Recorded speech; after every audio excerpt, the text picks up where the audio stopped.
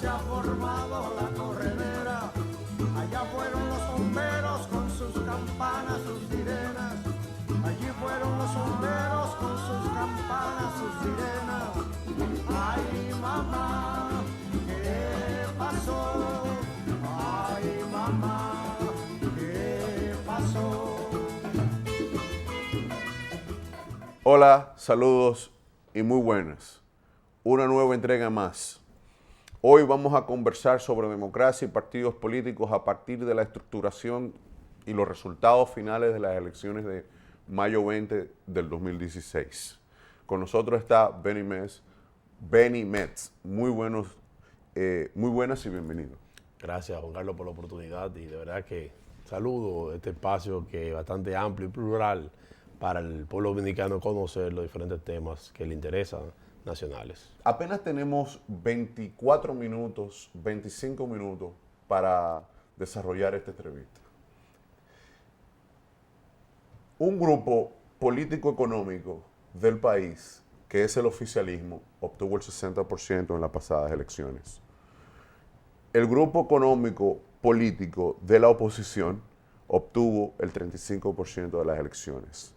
El PQD, la Fuerza Nacional Progresista, Alianza País y los demás partidos en minoría obtuvieron el 5% restante del voto electoral. El PRD, un partido que obtuvo el 47% en el año 2012, viene a reducirse a un 3%. Y el Partido Reformista realizó una alianza estratégica para poder seguir oxigenado con el PRM. Y un sector no oficial del Partido Reformista pasó al oficialismo. Es decir, el Partido Reformista se dividió en dos pedazos. Ese fenómeno hace una concentración de 95% del poder electoral y el 5% se va a quedar solo en función de que ese bloque no va a discutir la posibilidad de discutir consenso, gobernabilidad, porque tanto Hipólito como Danilo se pondrán de acuerdo, porque son los líderes políticos del país, conjuntamente con el Partido Reformista y Miguel Vargas como satélites. Entonces, este bloque de 5%, Fuerza Nacional Progresista, PQDC y las demás fuerzas políticas, serán el tercer bloque, a partir de que tanto el Partido Reformista como el PRD son satélites y no llevaron candidatos presidenciales. Mira, lo primero que tengo que decirte, que me sorprende, y es una realidad que tú lo establecas tan claro, que habla de poder político-económico. Efectivamente, estamos hablando que la República Dominicana, la democracia, tiene un precio, tiene un costo, y un costo bastante alto que hemos estado pagando todos los dominicanos, cuando vemos proceso tras proceso, que el tema de recursos económicos provenientes del Estado o del sector privado no muy claro son los que se están imponiendo en los procesos electorales. Y ese es un elemento que es importante discutir. El otro punto que tú planteas, el hecho de cómo podría dividir el tema político, los escenarios políticos, cómo las fuerzas políticas pudieran estar una de un lado y otra de otro. Pero yo creo que en este momento cada fuerza, pasado el proceso electoral y pasó con nosotros, tiene que buscar su propio nicho y su sector que representa. El Partido Reformista la semana pasada llamó un pleno de dirigentes donde trazó una línea programática donde se discutieron varios temas. Personalmente, antes del pleno, en la reunión previa que tuvimos el comité político, planteé crear una comisión para llegar a acercamientos justamente con sectores que coincidimos en el proceso, tanto que fueron candidatos con nosotros como coincidimos en discurso, en movilización, en el espacio político que estamos buscando para ver cómo hacemos crecer ese espacio. Yo por eso pienso que no me gustaría meter al Partido Reformista detrás de nadie, sino el Partido Reformista tiene su propio espacio, su propia coyuntura. Que no lleváramos candidato presidencial propio del partido, justamente una vez más el partido lo hace. Muchos de nosotros no estábamos de acuerdo con eso. Planteamos de que llevara un propio candidato. Teníamos al ingeniero Fregaton Valle como candidato presidencial y en febrero se hace una encuesta y evidentemente Luis Abinader quedó por encima de lo que planteaba la propuesta del ingeniero Antún y por eso fuimos separados. Ahora vamos a ver en perspectiva. Yo creo que cada partido tiene la oportunidad de presentar propuestas para esta ola de reforma que ha de venir. Yo creo que todavía es muy prematuro de decir uno estar allí o de estar aquí, porque creo que de alguna forma algunos de esos partidos, hasta que son satélites o partidos emergentes, también participarán porque tienen regidores en las salas, porque tienen diputados, porque tienen cierta representación en diferentes niveles que no se puede causar el debate. Peña. Simplemente por un hecho de que no coincidan en el proceso pasado, se quedará permanente esa diferencia. Yo creo que lo que está por encima del país, Juan Carlos. Entonces, si hay temas que nos unen, vamos a discutirlo entre todos. Y el hecho de que yo coincida con un sector político por un tema, no quiere decir tampoco que yo estoy endosado a ese poder político. El Peña Gómez lo vio muy claro. Bosch primero lo vio muy claro cuando se alió, hizo una alianza estratégica en un momento determinado, en el 62, con los trujillistas liberales, con la derecha liberal, para llegar al poder en el 63. Borrón y cuenta nueva, ese tipo de cosas. Por un acuerdo, un pacto de coalición electoral para llegar al poder. Así es. Peña lo ve también con el acuerdo de Santiago. Y de Santo Domingo. Exactamente. El acuerdo de Santiago es lo que da el acuerdo de Santo Domingo. Exacto. Pero lo ve claramente. Las fuerzas liberales entonces lo observan. Observan que es necesario las coaliciones electorales para llegar al poder. Así es. En el 96, Leonel, Bosch y Peña lo ven también. Bosch y Balaguer lo ven y empujan a Leonel y crean una coalición que se llamó Bloque Progresista, que ya fue llamado el Frente Patriótico, que desembocó en Bloque Progresista. Sí. Esa coalición del Bloque Progresista, que fue el Frente Patriótico, en cuanto al bloque, podemos explicar que la segunda parte nunca fueron buenas, pero seguimos. Bueno, pero permitió el control del poder de parte de una organización. Electoralmente fue efectivo. Entonces, ¿por qué no se logran las coaliciones políticas desde tu punto de vista en la República Dominicana a partir de que, si yo soy satélite, el PQD fue solo, la Fuerza Nacional Progresista fue solo, un partido como el Reformista pudo haberse hizo solo, pero prefirió perder en gran medida su liderazgo nacional para endosarlo a un nuevo liderazgo opositor a partir de un partido nuevo que surge. ¿Qué está ocurriendo en la clase política dominicana cuando tú ves que el PRD desaparece, cuando tú ves que el Partido Reformista desaparece después de 20 años como partido hegemónico? Hay una crisis tradicional del capitalismo, que esa concentración se ha ido, la concentración política se ha ido a la concentración económica y ahora vamos hacia una crisis social. Bueno, yo creo que lo que tú dices, salvaguardando un poco lo que es la presencia de nuestro partido, no ha desaparecido como tal, porque efectivamente yo creo que hemos vuelto al ciclo electoral donde preferimos por el tema municipal, el tema congresual, el tema provincial. Habíamos desaparecido y habíamos dejado de tener presencia en muchas provincias del país. Tú tienes el ejemplo de San Pedro de Macorís. Se hace un nuevo enlace del partido, un crecimiento nuevo que no existía durante 20 años. El partido ya había desaparecido hasta cierto punto de San Pedro, que de tener 2 regidores, hoy tenemos la senaduría, 3 diputados y presencia en todos los municipios del país, de la provincia. Y así pasa en San Cristóbal en provincia, por ejemplo. Nosotros no existíamos como partido durante 10 años. No llevábamos candidato a senador ni precandidato durante muchísimos años. Decir que aspirar a diputado de San Cristóbal era casi un suicidio colectivo. Sin embargo, nuestros candidatos tuvieron buena votación y tuvieron muy buena representación. De 3 regidores, hoy tenemos 18 en la provincia, que habíamos casi desaparecido. Entonces, ¿qué te digo? Si bien es cierto, hay situación en la clase política nacional, en el sistema de partidos, hay una crisis planteada. Hay una crisis que, aunque no ha tocado fondo todavía, pero está muy arraigada en los partidos políticos. No se hace procesos internos en los partidos. No se abre a nuevos sectores que quieran entrar al partido. Los partidos no son transparentes en el uso ni de sus recursos ni de sus procesos. Para que continúe, cuando a mí me parece muy injusto que se quiera decir que Danilo y Leonel es el PLD. A mí me parece muy injusto. Pero es lo que se ve. No, perdón. Igual como digan que Hipólito es el líder de la oposición y que el reformismo está como satélite. Pero me es injusto entender que los liberales del PRD sean metidos en el mismo saco de la, de la élite.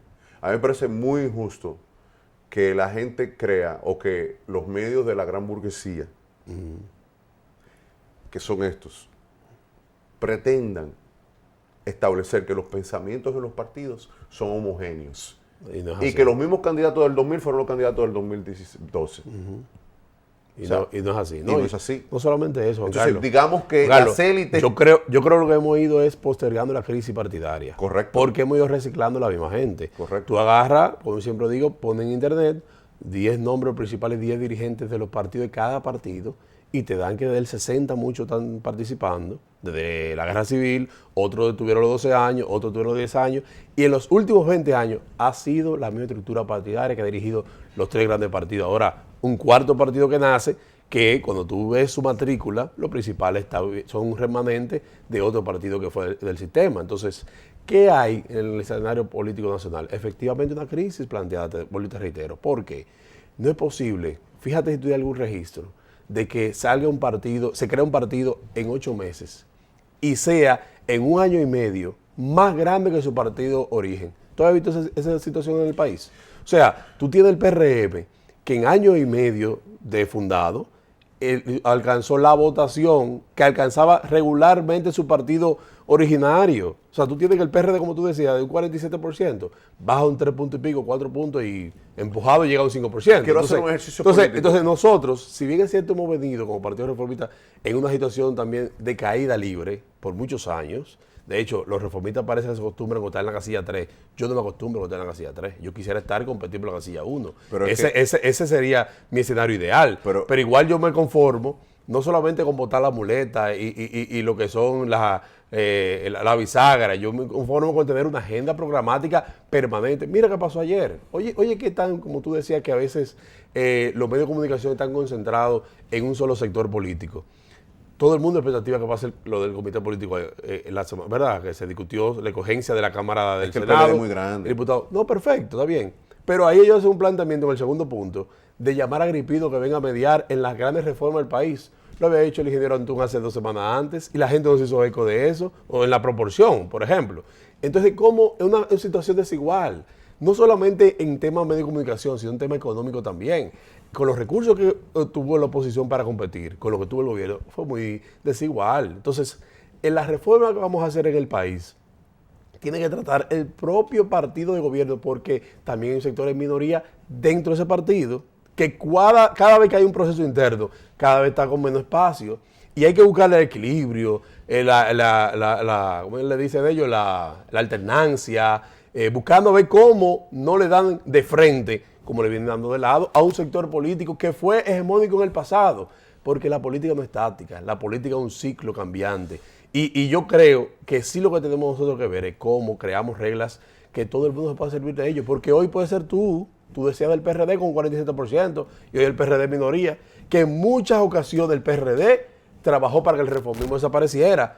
Y ahora tiene que ver en su propio espejo lo que está pasando con ese partido hoy. La población, la opinión pública sensata, observa que no es posible que un partido como el PRD de un 47 se haya visto reducido a un 3%.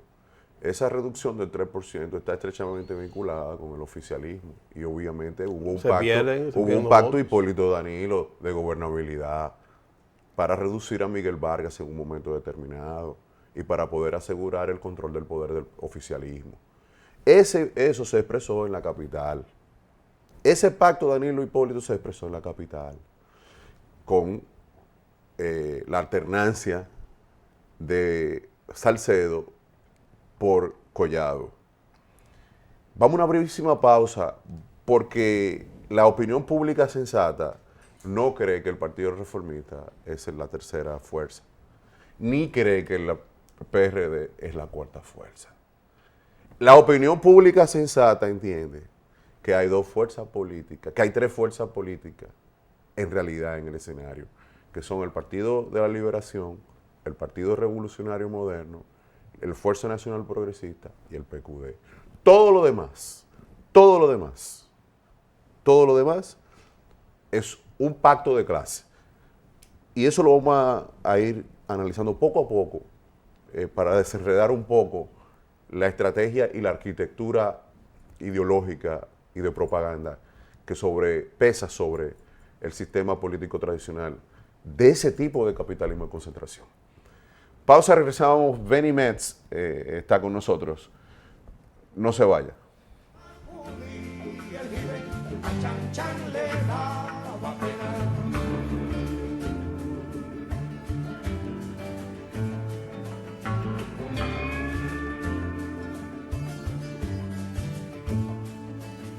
Limpia el camino de paz, que yo me quiero sentar en aquel tronco que veo y así no puedo llegar.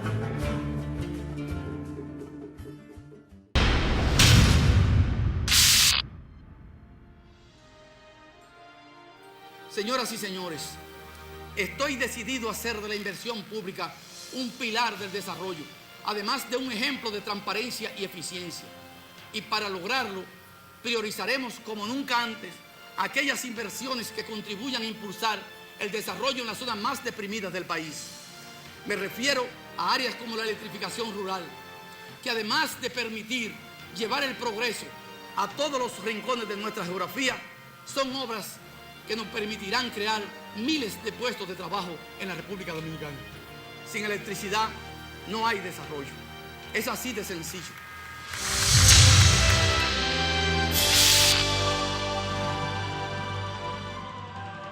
Edesur anuncia la ampliación de su moderno sistema de medición y monitoreo a distancia Telemedida, que además de medir el consumo y cortar y reconectar el servicio a distancia, detecta inmediatamente cualquier falla técnica, fraude, anomalía o alteración que se produzca en el medidor.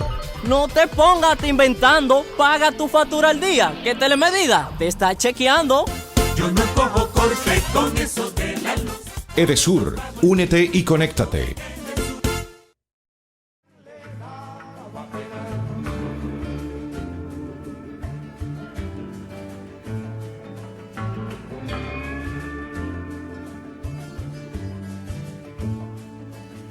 Limpia el camino de paz, que yo me quiero sentar en aquel tronco que veo y así no puedo llegar.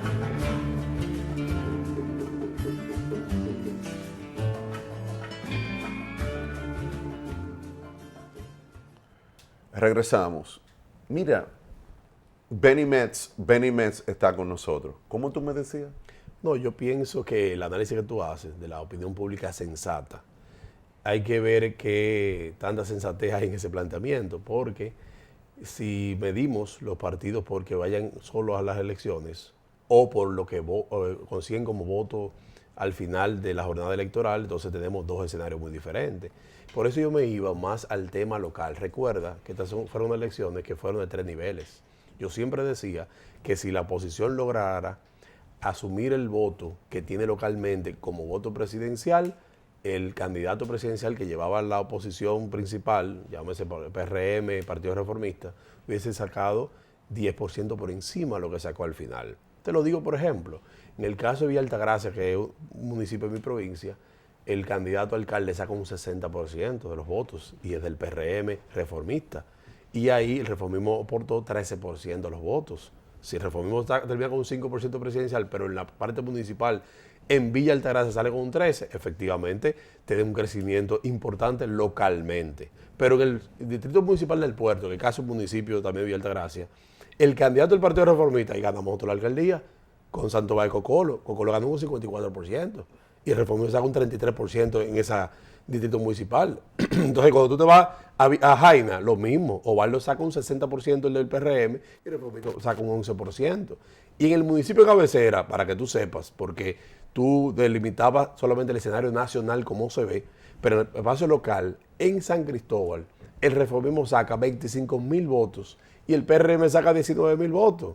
El reformismo queda como la segunda fuerza política más importante en el municipio de San Cristóbal. Entonces, hay una realidad nacional y otra realidad local.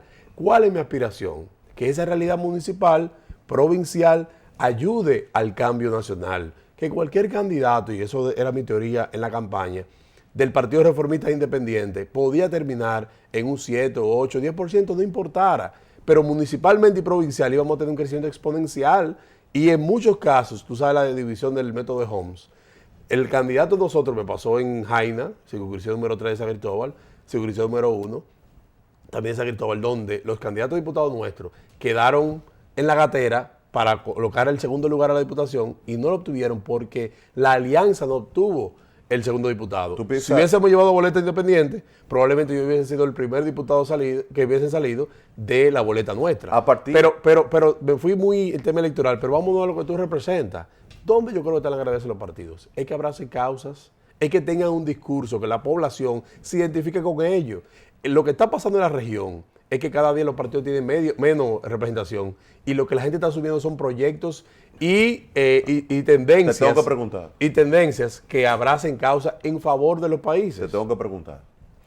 En un sistema donde participaron cerca de 24.000 aspirantes para elegir 4.000 y tantos de plazas electivas, ninguno, para no ser injusto, los partidos políticos no hicieron ni primarias, ni convenciones. Lo sustituyeron para las encuestas. Ese resultado es el fruto de la mecanización y de la privatización de la opinión pública. Porque si yo tengo y puedo comprar el 35% de la opinión pública, yo obtendré como oposición el 35% de la opinión pública. Si yo puedo acceder y tener el control del 60% de la opinión pública, a partir del concepto de encuesta, yo voy a obtener 60%. Totalmente. Entonces, arriba de eso, esos, tanto oficialismo como oposición, no realizaron encuestas primarias o convenciones. Es decir, el resultado final es ilegítimo, aunque sea legal. Exactamente. Es inconstitucional, incluso. En el sentido de la interpretación correcta, no del sancocho, no del sancocho, eso fue sancochado. Ahora bien, ese establecimiento posee un gran vacío, porque no hay equilibrio. No hay contrapeso. Y es por eso que, por ejemplo, esa ilegalidad o esa ilegitimidad más que nada está generando los conflictos sociales, porque el Partido de la Liberación Dominicana no tiene una oposición. Mira, yo pienso que justamente es lo que tenemos que abogar todos para que los próximos procesos electorales tengamos primero legislaciones que estén más adecuadas a los nuevos tiempos, que tengamos procesos transparentes donde la gente pueda expresar su simpatía, donde la gente un mismo día pueda votar en diferentes partidos por los niveles que más prefiera. Yo no estoy obligado a que si soy militante de este partido, votar solamente por mi partido. Ahí yo voy un poco contrario cuando tú planteas que pasó en la capital y demás. Yo pienso que la gente tenía la opción de coger un candidato más que otro. Pasó a nivel local, como te decía, donde ganan los candidatos municipales de la oposición y el candidato presidencial mantiene la mayoría. Por lo cual yo siento que lo que tenemos nosotros que buscar y abogar es porque tengamos un sistema y una clase política sobre todo comprometido con la legitimidad que tú dices, pero también con la legalidad. Una pregunta, ¿por qué tiene que ser Hipólito y Luis? ¿Por qué tiene que ser Miguel y Fiquito, por ejemplo? ¿Por qué tiene que ser Danilo y Leonel? Y si no, Margarita. ¿Por qué tiene que ser Quique y otro Quique? ¿Por qué no puede ser tú? Yo creo que se está abriendo un espacio. Pero, no, lo que yo te estoy diciendo es... Espérate. Lo que yo te estoy diciendo es... El pacto. Perdón. El acercamiento que hay a veces. El pacto de clase. Sí, el pacto que hay... Yo no le quito el tema... No hablo del tema de clase porque parecía un discurso más... ¿Cómo? De lucha de clase. ¿Es un pacto clasista? Bueno, yo pienso que de intereses. Perdón. De intereses. Llámalo como tú quieras. Es un pacto de clase entre élites. Yo creo que hay que romper con eso. Pero y yo estoy abogando para eso. Pero eso en mi partido empezará, y te darás cuenta en los próximos días, Juan Carlos, una corriente de pensamiento intermedia que no es ni siquiera lo que están pro a un lado, lo que están pro a otro, sino pro reformismo, pero más que reformismo, pro ciudadanía. Porque hasta que nosotros abramos los partidos a que la gente común vea los partidos como su herramienta de representación, estamos perdidos. Y no hablo de crecer el partido. Otra pregunta. Perdóname, ni un proceso de maximización del partido, ni de crecimiento como hizo el PLD en el 2000. No. Yo pienso que hasta en la región los partidos a veces son más pequeños, tienen mejor resultado electoral. ¿Por qué? Es de que queda un criterio, minuto. es de ideas y de planteamientos. ¿Por qué tiene una pregunta? ¿Por qué Al el final vo- se pone muy interesante cuando estamos terminando. Bueno. ¿Por qué tiene que ser voto por delegación y no universal? ¿Por qué para elegir a Leonel, o para elegir a Danilo, o para elegir a Kiko, o para elegir que tiene una calidad. Espérate, alguien tiene que votar por mí como delegado. ¿Por qué el voto no puede ser universal? ¿Te das cuenta que es un voto clasista? Ahí sí, estoy de acuerdo. Entonces es un voto por estratificación. Sí. Entonces, tú te estás dando cuenta en el sentido de lo que está ocurriendo, de que no hay democracia. Hay que revisar. Mira, y yo igual quiero abogar por los temas que están en agenda, señores. O sea, el tema de inseguridad ciudadana, el tema energético, Deuda externa. el tema de reforma o pacto fiscal, como El le tema llamen. de deuda externa. Porque déjame decirte, deuda externa es amplísimo. Eso afecta la financiación dominicana del país, el pago de deuda, no aguantamos más, ¿verdad? Y tenemos más del 50% del PIB comprometido en deuda. ¿Qué es lo que yo entiendo en este proceso? Esos temas que tú estás planteando, que son democracia, reforma partidaria, electoral y demás, tampoco podemos sancocharlo, como tú decías, ni festinarlo. Nosotros tenemos que llevar ahora una mesa de discusión lo más abierta posible, donde todos los sectores den su opinión de cuál es el sistema electoral que mejor nos conviene a nosotros hoy en día. Porque si nos ponemos a poner la carreta delante de los bueyes, el resultado que tendremos son parchos mal hechos. Entonces, si tenemos otra agenda nacional que discutir, podemos llevarla o conjuntamente o darle prioridad a una y otra, porque lo que yo estoy sintiendo es, Juan Carlos, que un sector político del país quiere ahora, porque se siente derrotado en muchos procesos internos de los partidos, imponer una agenda electoral y de partidos, y otro, tal vez para cubrirse en el futuro, quiere hacer una reforma ahora. ¿Por qué no esperamos un poco más adelante? Cuando tenemos todavía un proceso electoral en 4 años y el municipal en 3 años y medio. ¿Por qué Tú sabes, procurar una reforma se ahora? acabó. ¿Por qué? Tú sabes que posiblemente República Dominicana amanezca un día de estos, negando lo que tú dices y lo que yo digo. Bueno, ¿Tú sabías eso? Bueno. Que puede ser que República Dominicana ya haya o esté negando lo que tú crees y lo que yo creo. bueno. Eh, Lamentable eso. Bueno, para eso estamos nosotros. Para hacer sostén de ese criterio. Señores, bye bye.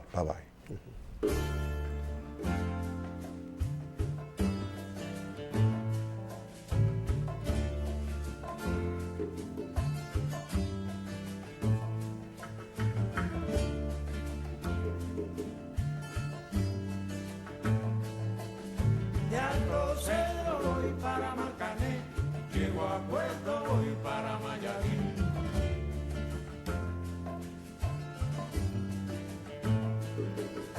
De Alto Cedro voy para Marcané, llego a Puerto voy para Mayarín.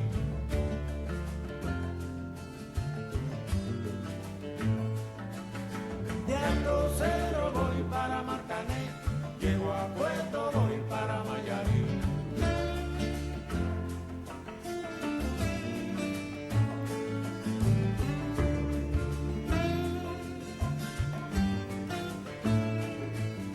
El cariño que te tengo no te lo puedo negar. Se me sale la babita, yo no lo puedo evitar.